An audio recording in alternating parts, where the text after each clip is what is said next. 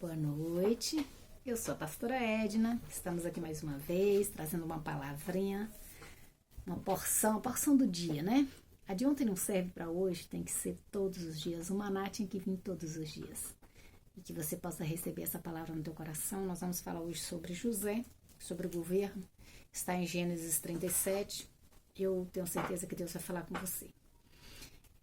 Vamos orar antes da gente começar. A palavra de Deus diz que busque primeiro o reino dos céus. Então vamos orar antes de começar. Tudo que a gente vai fazer, a gente deve orar antes, né? Quanto mais falar a palavra de Deus, quanto mais, né, trazer mensagem da parte do Senhor. Então, muito mais necessário é. Pai, te damos graça por esse dia, te damos graças, Pai, por cada uma dessas pessoas que estão nos ouvindo no YouTube, que o Senhor possa abençoá-los, que o Senhor possa, meu Deus, alcançar, trazendo cura, trazendo libertação, trazendo salvação. Pai, em nome de Jesus, que o Senhor possa tocar em cada um dos ouvintes, Pai, em nome de Jesus. Te dou graça pelo dia de hoje, te dou graça por estar retomando os vídeos.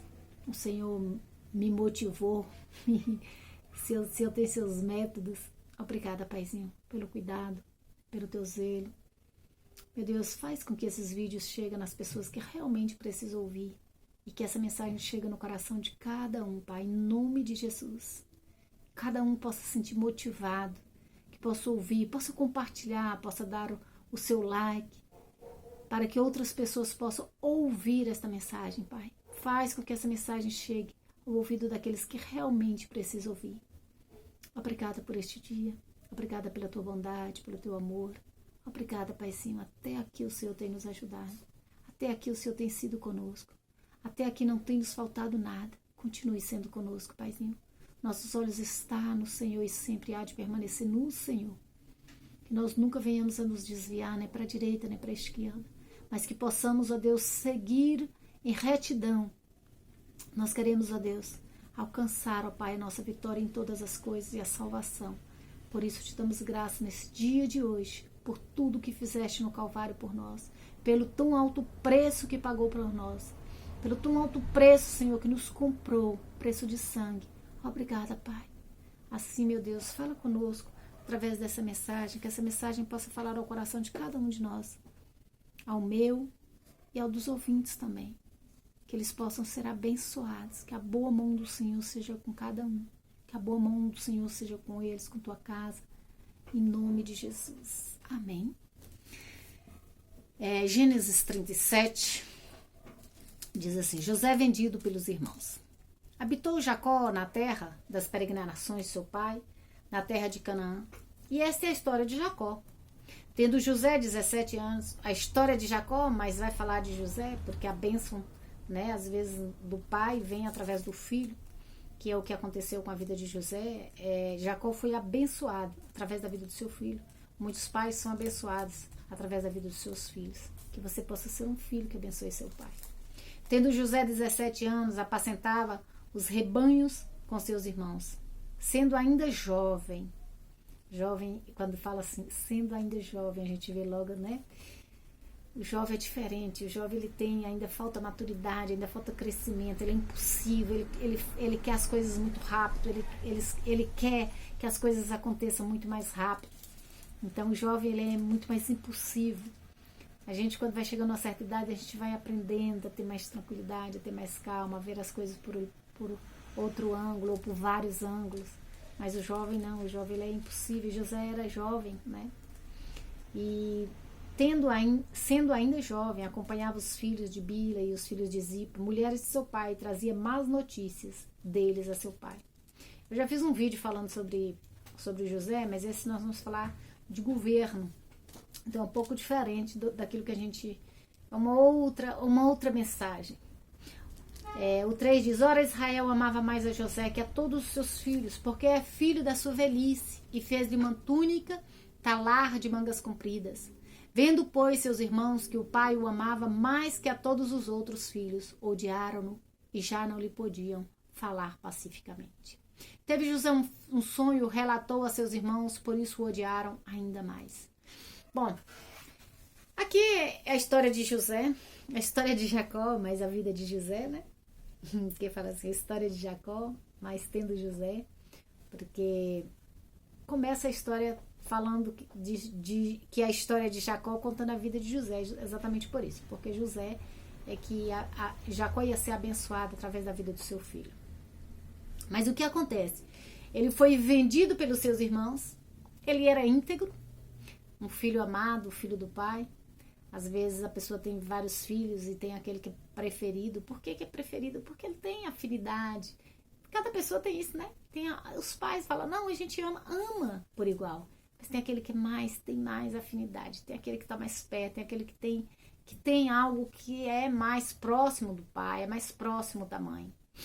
E José era o filho, por ser o filho da velhice de Jacó, então ele era aquele filho querido de Jacó. Tinha afinidade, ele sabia dar as notícias, né? Aqui as pessoas vão dizer, ele era fofoqueiro, trazendo más notícias e tal. Eu não creio nisso, eu creio que ele era alguém que sabia falar com o pai. Ele tinha essa afinidade com o pai, ele tinha afinidade com o pai dele. Mas aí o que aconteceu? Quanto mais o pai o amava, mais os irmãos o odiavam. Aqueles que deviam proteger, não protegeu. Vendeu José, jogou José numa cova, vendeu ele para ser escravo. Nós já falamos nisso, o escravo não tinha poder sobre si mesmo, não tinha poder por a sua esposa. Se ele casasse, a esposa não pertencia a ele. Seus filhos também não te pertenciam, ou seja, ele escravo, ele não era dono dele mesmo, não era dono de nada. Era escravo. E José, ele era um príncipe. Ele era um príncipe quando ele era filho de Israel, né? De Jacó. Mas quando ele é vendido, ele passa a ser escravo. Então, dentro dele, ele era príncipe. Mas aí ele passa de príncipe para escravo. É fácil passar de escravo para príncipe, né? Mas você passar de príncipe para escravo é muito doloroso. É fácil subir e você se acostumar com o bom, se acostumar com uma situação boa, com uma situação favorável. Isso é muito fácil para qualquer um.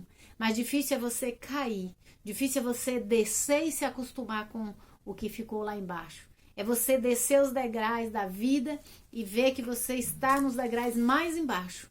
E você permanecer íntegro, permanecer feliz e não deixar se contaminar. Não deixar que o seu coração, né, amargue. Então José foi essa pessoa que foi vendida. Você pode imaginar ele no mercado sendo vendido, sendo olhado pelos dentes, sendo olhado, né, se ele tinha algum defeito, como era a sua dentição, olhando, falando preço, negociando, vendo as pessoas negociar ele. Então, ele passou por tudo isso. E quem comprou ele foi Potifar. E quando ele chega na casa de Potifar, no 39 de José na casa de Potifar, a esposa de Potifar, a mulher do seu senhor, começa a se interessar por ele. Claro, ele era jovem, ele era bonito. Possivelmente ela também era uma mulher bonita. E se interessou por ele, mas ele sabia que era a mulher do seu senhor. E não era porque ele não se interessava por ela. A palavra não diz que ele não se interessava por ela. A palavra diz que ele dizia que ela era a mulher do seu senhor.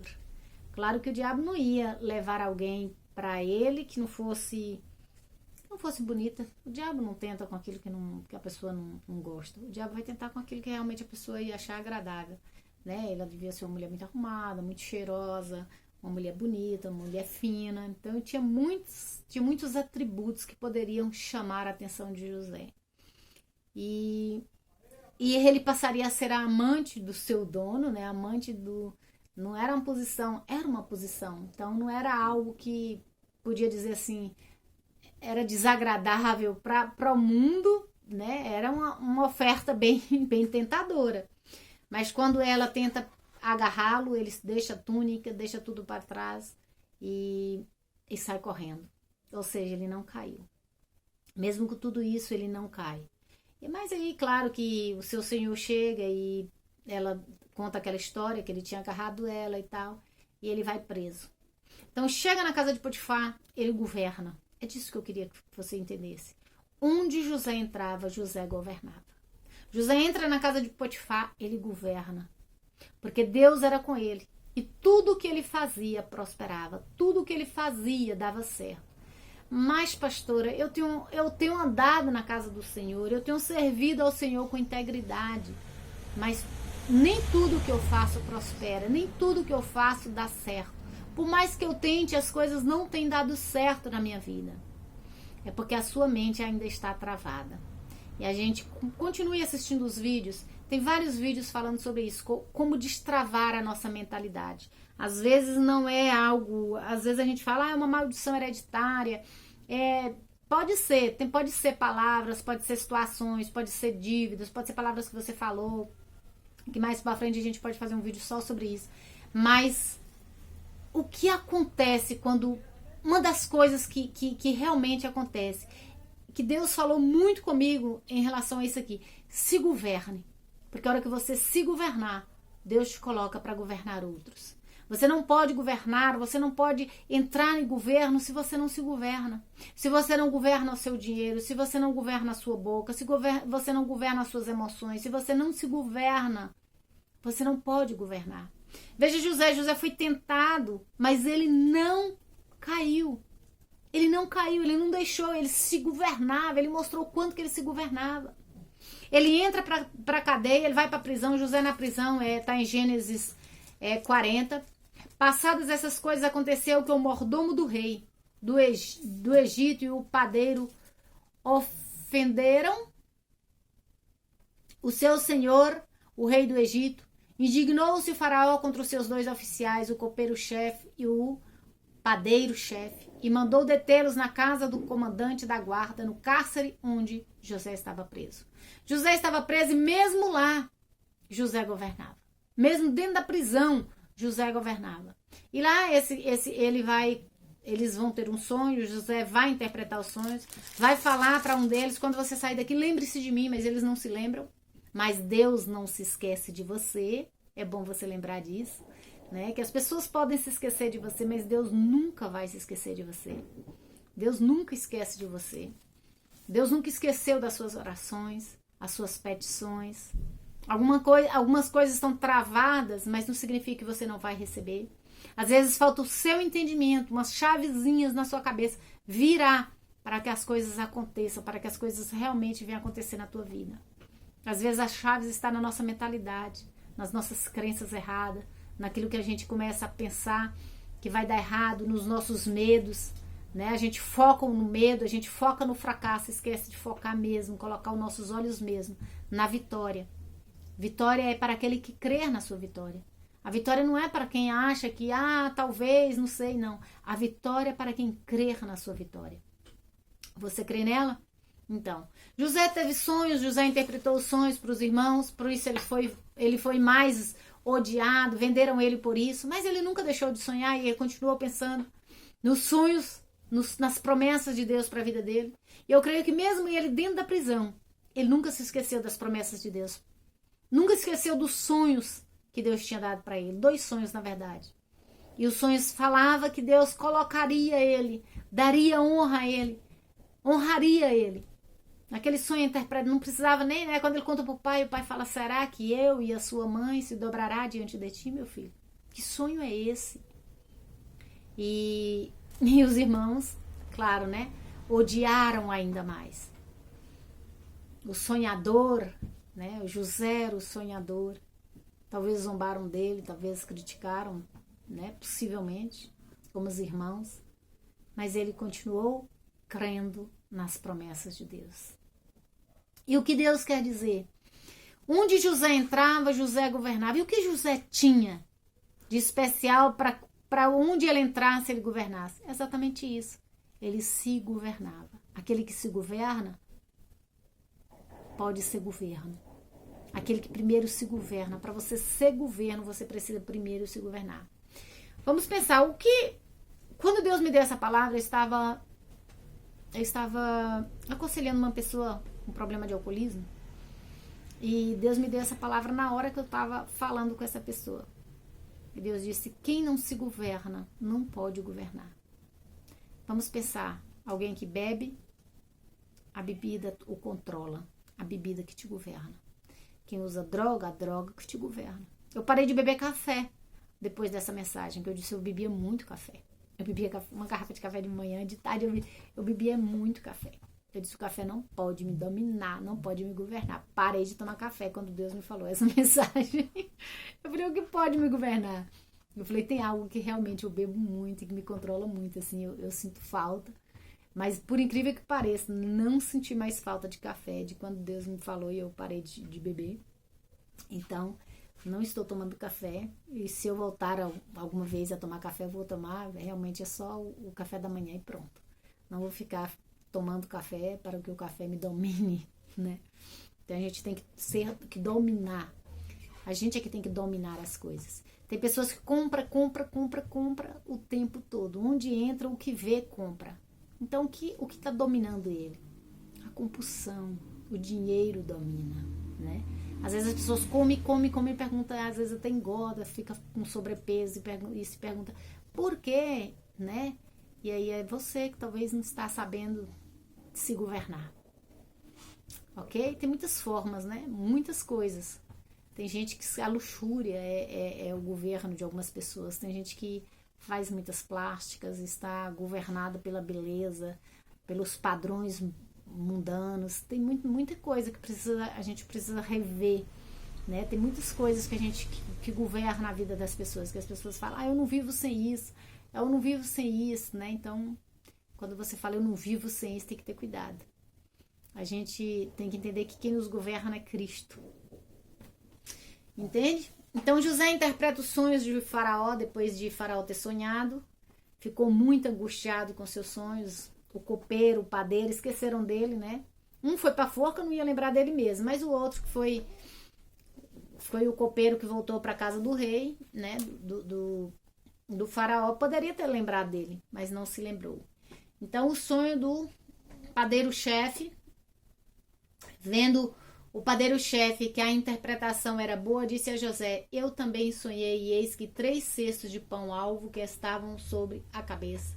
E no cesto mais alto havia de todos os manjares de Faraó, arte de padeiro, e as aves os comiam no cesto da minha cabeça.